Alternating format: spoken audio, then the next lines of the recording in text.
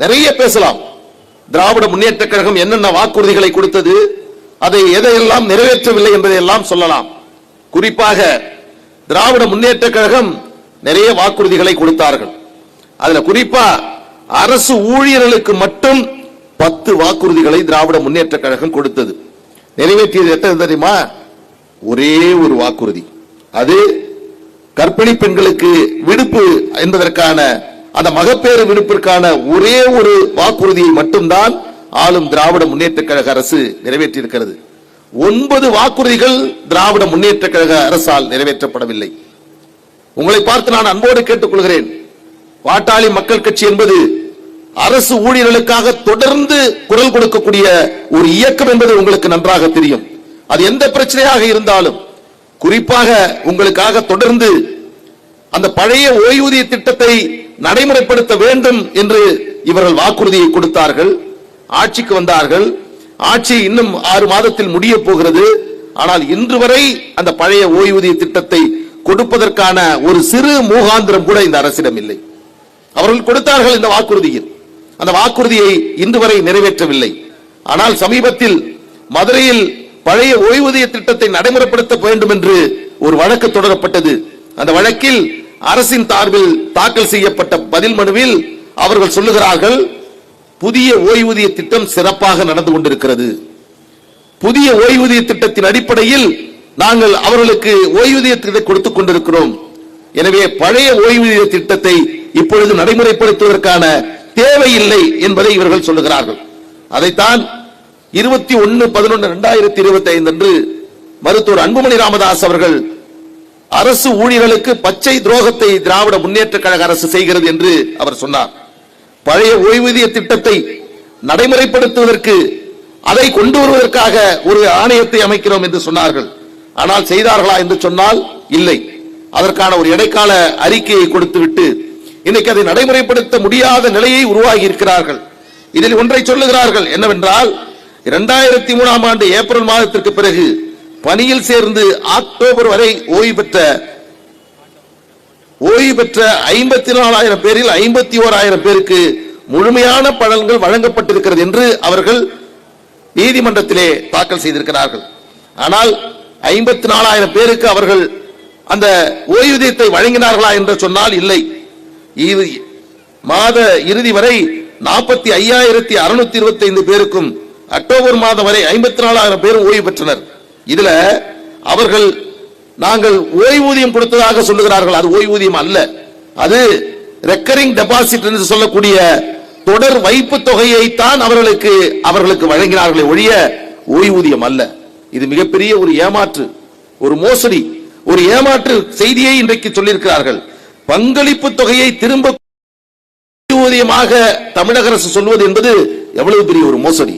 அந்த மோசடியை தான் இவர்கள் இன்றைக்கு செய்து கொண்டிருக்கிறார்கள்.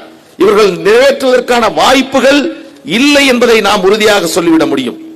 பழைய ஓய்வூதிய திட்டத்தை பொறுத்தவரையில் பல மாநிலங்களில் இன்றைக்கு வழங்கப்பட்டுக் கொண்டிருக்கிறது. அதை கொடுப்போம் என்ற வாக்குறுதியை கொடுத்துத்தான் இவர்கள் ஆட்சிக்கு வந்தார்கள். ஆனால் இதை செய்ய தடங்குகிறார்கள்.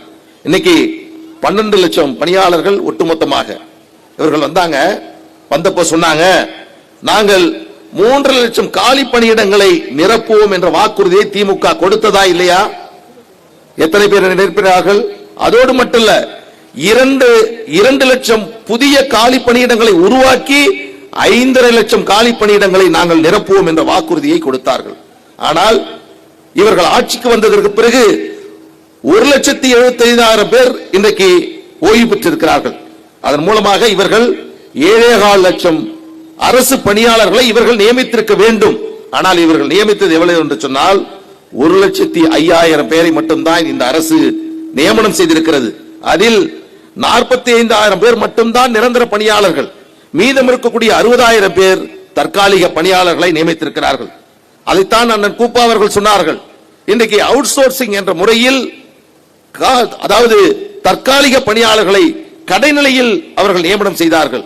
அந்த GO 115 என்று சொல்வார்கள். அதன் மூலமாக ஆனால் இன்றைக்கு அரசு துறையில் எந்த பதவியில் இருந்தாலும் அவர்களை தற்காலிகமாக நியமனம் செய்யலாம் என்ற முறையை இது கொண்டு வந்திருப்பது என்பது மிகப்பெரிய, நாம் கடுமையாக கண்டிக்கப்பட வேண்டிய ஒன்று.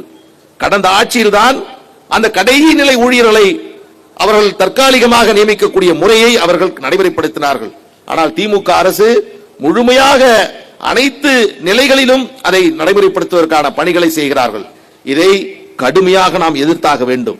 காரணம், இது சமூக நீதிக்கு எதிரானது. இந்த தற்காலிக பணியாளர்கள் அவுட் சோர்சிங் முறை என்று சொல்லக்கூடிய விதத்தில் அவர்களுக்கு சமூக நீதி இடஒதுக்கீடு என்பது அதில் வழங்கப்படுவதில்லை, வேலை உறுதி செய்யப்படுவதில்லை. அதே போன்று அந்த பணியாளருக்கு ஒரு அக்கவுண்டபிலிட்டியும் கிடையாது. இதை நீ செய்துதான் ஆக வேண்டும், இதை செய்ய கடமைப்பட்டவர், இல்லை என்றால் உன் மீது நடவடிக்கை எடுப்போம் என்று சொல்லக்கூடிய நிலை அரசுக்கு இல்லாமல் இருந்து கொண்டிருக்கிறது. எனவேதான் சொல்லுகிறோம், இந்த அரசு பணியாளர்கள் நியமனம் செய்வதாக சொல்லி இவர்கள் செய்திருக்கக்கூடிய மோசடியை நீங்கள் நினைத்து பார்க்க வேண்டும். இன்னொன்று, சத்துணவு பணியாளர்கள், அங்கன்வாடி பணியாளர்கள், டாஸ்மார்க் ஊழியர்கள்.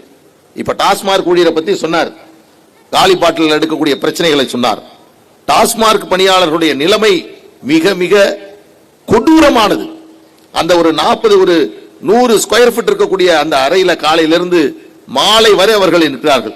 அவர் சொன்னார்ல, ஒரு நாளைக்கு ஒரு டாஸ்மார்க் ஊழியர் இறந்து கொண்டிருக்கிறார். இன்னைக்கு ஒருத்தர் இறப்பார், நாளைக்கு ஒருத்தர் இறப்பதான செய்தி என்பது வந்து கொண்டிருக்கிறது. இன்னைக்கு எத்தனை பேர் இருக்காங்க? அதுல 16,000 பேர் இன்றைக்கு அவர்கள் வேலையில் இருந்து கொண்டிருக்கிறார்கள்.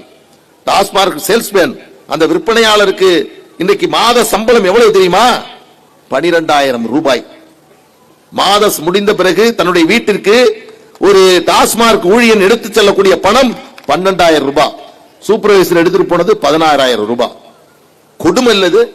ஆனால் டாஸ்மார்க்கின் மூலமாக தமிழக அரசு ஒரு ஆண்டிற்கு 50,000 கோடி ரூபாயை அவர்கள் இன்றைக்கு சம்பாதித்துக் கொண்டிருக்கிறார்கள். அவர்களுக்கு செய்திருக்கக்கூடிய துரோகம் நீங்கள் நினைத்து பாருங்கள்.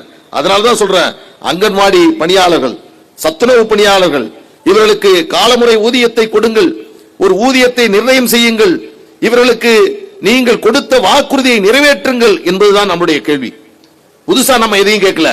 நாங்கள் ஆட்சிக்கு வந்தால் இதை செய்கிறோம் என்று சொல்லி வந்தார்கள், செஞ்சீங்களா இல்லையா? இதுதான் நம்முடைய கேள்வி. அதே போன்று இடைநிலை ஆசிரியர்கள், இடைநிலை ஆசிரியருடைய நிலைமை போன்று ஒரு வாய்ப்பே கிடையாது. அவர்கள் அங்க இருக்கக்கூடிய டிபிஐ சென்னையில் இருக்கு, அந்த டிபிஐல ஆண்டுதோறும் அவர்கள் போராட்டம் நடத்திக்கிட்டே இருக்காங்க. அவர்கள் சாப்பிடாம தூங்காம பல கிராமங்கள் பல ஊர்களில் இருந்து டிபிஐல அவர்கள் அனாதைகளை போல் அங்கே போராட்டம் நடத்தி கொண்டிருக்கிறார்கள். அமைச்சர்கள் இருக்கிறார்கள், அதிகாரிகள் இருக்கிறார்கள், ஒருவர் கூட அவர்களை வந்து பார்ப்பதில்லை. இதுதான் அங்கே இருக்கக்கூடிய நிலைமை. அதே போன்றுதான் தமிழ்நாடு இந்த அவுட் சோர்சிங் முறையை நாம் கடுமையாக எதிர்த்தாக வேண்டும். இது ஒரு ஆபத்தானது. எதிர்காலத்தில் அரசு ஊழியர் நிரந்தரமான ஊழியர்களே இல்லை என்று சொல்ல உருவாக்கிவிடும். அதனால்தான் இந்த அவுட் சோர்சிங் முறையை நாம் நிறுத்த வேண்டும் என்று சொல்லுகிறோம். அன்பிற்குரிய பெரியோர்களே, உங்களை பார்த்து நான் அன்போடு கேட்டுக்கொள்கிறேன். பாட்டாளி மக்கள் கட்சி, திராவிட முன்னேற்ற கழகம் கொடுத்த வாக்குறுதிகள் என்ன, அதில் எத்தனை நிறைவேற்றினார்கள், எத்தனை நிறைவேற்றவில்லை என்று விடியல் அரசு என்று அவர்கள் சொன்னார்கள். இது எங்கே விடியல் என்று சொல்லி பாட்டாளி மக்கள் கட்சி ஒரு புத்தகத்தை நாங்கள் வெளியிட்டிருக்கிறோம்.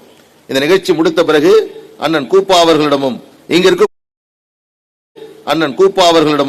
இங்க இருக்கக்கூடிய முக்கிய நிர்வாகிகளிடம் இந்த நூலை உங்களுக்கு நாங்கள் தருகிறோம். இதில் நாங்கள் சொல்லுகிறோம், அரசு ஊழியர்களுக்காக 10 வாக்குறுதிகளை கொடுத்து அவர்கள் நிறைவேற்றியது ஒரே ஒரு வாக்குறுதி தான் என்பதை நாங்கள் இதில் தெளிவுபடுத்தியிருக்கிறோம். வேலை வாய்ப்பை உருவாக்குவது தொடர்பாக வாக்குறுதி 181, பகுதி நேர ஓவிய ஆசிரியர்கள், இசை ஆசிரியர்கள், உடற்பயிற்சி ஆசிரியர்கள் ஆகியோரை பணி நிரந்தரம் செய்ய நடவடிக்கை மேற்கொள்ளப்படும் என்று சொன்னார்கள். அதை செய்யவில்லை. அதே போன்று தமிழகம் முழுவதும் உள்ள அரசு அலுவலகங்களில் காலியாக உள்ள பணியிடங்களில் 3,50,000 இளைஞர்களை நியமிக்கப்படுவார்கள் என்று வாக்குறுதி 187 நிறைவேற்றப்படவில்லை. இதையெல்லாம் நாங்கள் இதில் பட்டியலிட்டிருக்கிறோம். அரசு ஊழியர்களுக்கு நலன்கள் தொடர்பாக இவர்கள் போட்ட பட்டை நாமத்தை ஒவ்வொன்றாக நாங்கள் இங்கே பட்டியலிட்டிருக்கிறோம். ஏதோ வந்தோம் உங்களுக்காக பேசுகிறோம் என்று சொல்லவில்லை. இந்த கருத்து தமிழகத்தினுடைய அனைத்து மக்களிடமும் செல்ல வேண்டும். இந்த செய்தி அரசு ஊழியர்கள் அத்தனை பேருக்கும் இது செல்ல வேண்டும். புதிய ஓய்வூதிய திட்டம் கைவிடப்பட்டு பழைய ஓய்வூதிய திட்டம் மீண்டும் நடைமுறைப்படுத்தப்படும் என்று அவர்கள் கொடுத்த வாக்குறுதி எண்ணிக்கை 309. அதிலே சொன்னார்கள். நிறைவேற்றினார்களா என்றால் இல்லை. தமிழக அரசு அலுவலர்களில் பணி தொடர்பான பிரச்சனைகளை தீர்த்து வைக்க இங்க தமிழ்நாட்டில் தீர்ப்பாயம் ஸ்டேட் அந்த ட்ரைபூனல் என்று சொல்வார்கள் நியமிக்கப்படும் என்று சொன்னார்கள். வாக்குறுதி 310 நிறைவேற்றப்படவில்லை. 8000 அடிப்படை ஊதியம் நியமனம் செய்யப்பட்ட இடைநிலை ஆசிரியர்கள் சமவேளைக்கு சம ஊதியம் வழங்கப்படும் என்று சொன்னார்கள். இருக்காங்களா? இல்லையா?